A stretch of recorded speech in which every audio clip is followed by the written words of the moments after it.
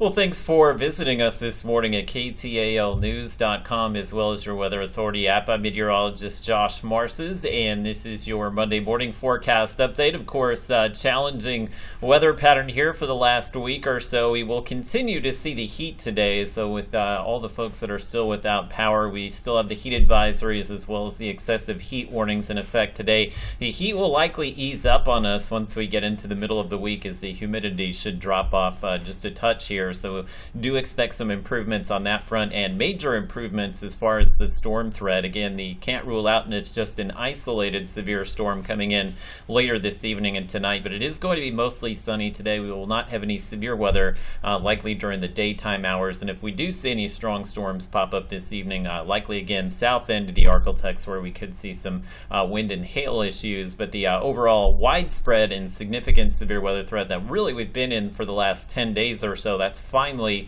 beginning to shift to the east here. So a lot of the severe weather will take place in the southeast United States this week, and the Arklatex will see a bit of a drying trend here. Again, our temperatures feeling a little comfortable in the northern Arklatex in the 60s. Humidity is extremely high here in Shreveport and points to the south, which is why our temperatures are still closer to 80 degrees this morning, and highs this afternoon in the low to mid 90s. Won't feel as much humidity in the I-30 corridor. It's still going to be very hot up there, don't get me wrong, but the heat advisory today once again through I-20 in Shreveport could feel like it's about 105 to 108 degrees with the very muggy conditions factored in, and the excessive heat warning here for our Toledo Bend counties and parishes. That excessive heat warning is calling for a heat index. Again, temperatures in the 90s and high humidity will give you that heat index closer to about 113 degrees this afternoon. So just urge to limit your time outside, of course, with all of the power outages that we still have. Make sure you're checking on your relatives, some of your elderly neighbors as well, and just make sure everybody has everything they need to keep them comfortable here for the next few days until that power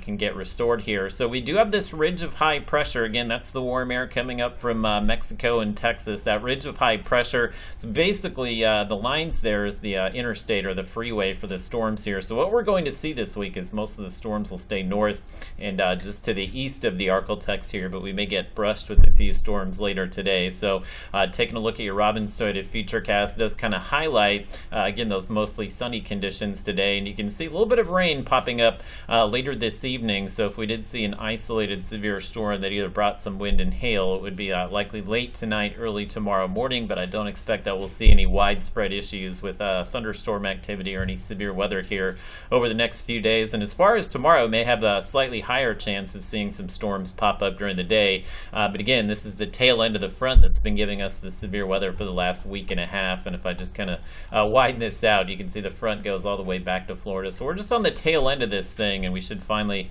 eject the front out of here over the next day or two, and that will tend to limit our severe weather threat through the middle of the week here. Now, the wind will turn to the east and northeast. We'll have I wouldn't call it a cold front, but this little wind shift here is going to drop our humidity middle of the week, so we may be able to shake the heat advisories by Wednesday, Thursday, and maybe Friday as well, as the humidity will be lower. Still very hot with highs in the 90s. We hit the weekend and may see those heat headlines come back over the weekend as the temperatures will be back into the 90s. Overnight lows will stay in the 70s throughout the week.